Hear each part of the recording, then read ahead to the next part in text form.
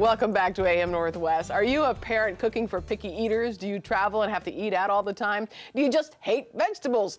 If these food excuses are holding you back from losing weight, our next guest can help.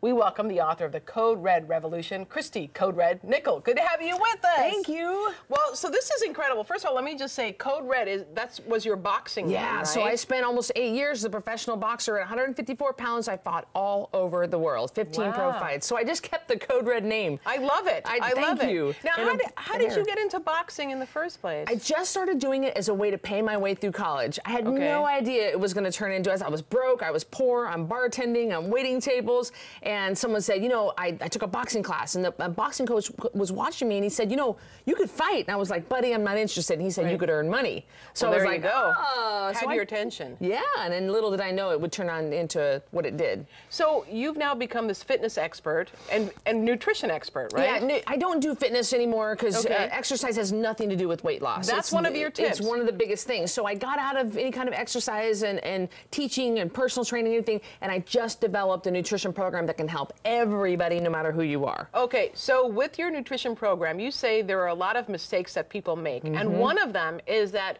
we have too many goals.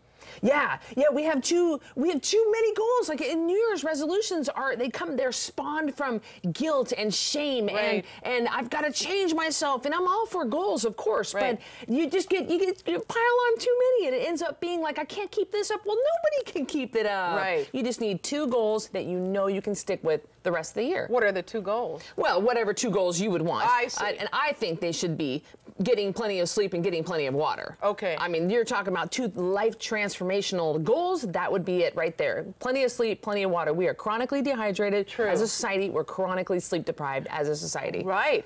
So the other thing is that our goals are too lofty. Yeah. You know, if you've never worked out before, and all of a sudden a New Year's resolution, January 1st comes around, you're like, I'm going to do 6 days a week of CrossFit. Well, wait a minute. How about you just start with some gentle yoga, you know, something you can, and then move your way up to it. So they're just way out there. They're just way too unrealistic for where you're starting out. Okay, now you have some examples. Yeah. You have something here. So this is just a great example of how people in our society are absolutely brainwashed into believing things that are lies and things that are wrong. So I've heard personal trainers say, well, muscle weighs more than fat. Have you guys heard that too? I'm sure you have. Muscle weighs more than fat. No.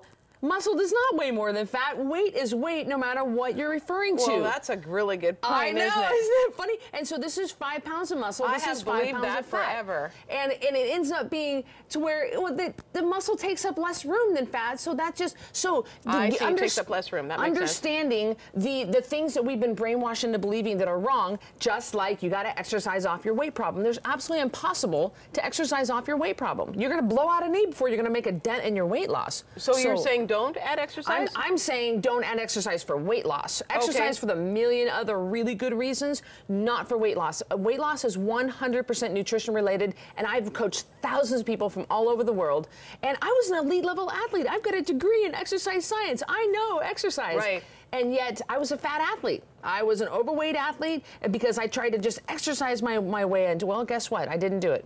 Wow, I always thought that nutrition was 80% of weight loss, but you say it's 100%. I say I've got people in wheelchairs, I've got people with brain tumors, I've got people that are real extreme cases. They can't exercise. Right. They have no ability. They're losing limbs. They don't have, and yet, so what do they do? So what, they're doomed? No, they're not.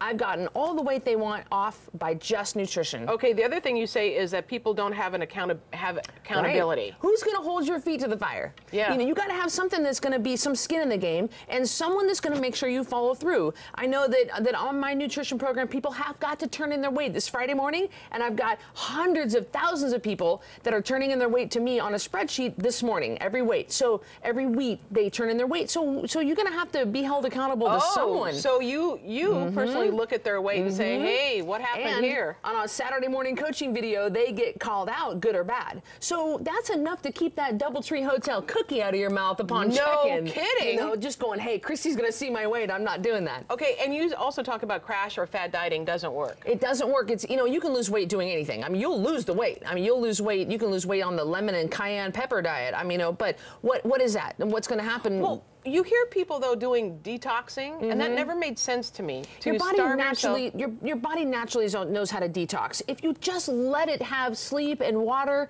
and just let it do its thing, it knows how to detox and clean out itself. Right. And then don't add more toxins back in. You can't say I'm detoxing in the morning and then have a beer at night. Okay, so talk to me about what your meals are on average during the day. What did you have for breakfast this morning? I'll only eat one time today.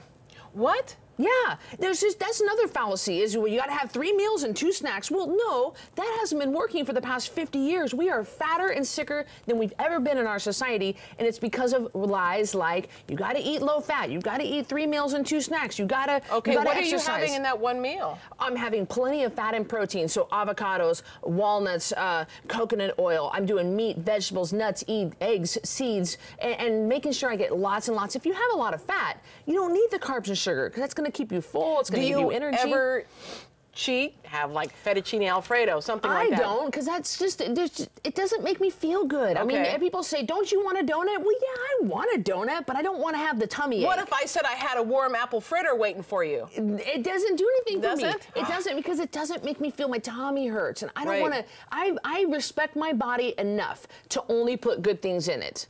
Wow, I think that's awesome. Yeah. Lastly, you say letting one bad day ruin your progress is really not a good idea. People do that. They have one cookie and they go, well, you know what? I blew it. I blew it. Just never mind. And then they just eat everything in sight. Right. Don't let it do that. Just turn and go the other direction, and and just keep going. All right. Christy, thank you very much. Yes. The book again is titled The Code Red Revolution. Christy Nickel, thank you.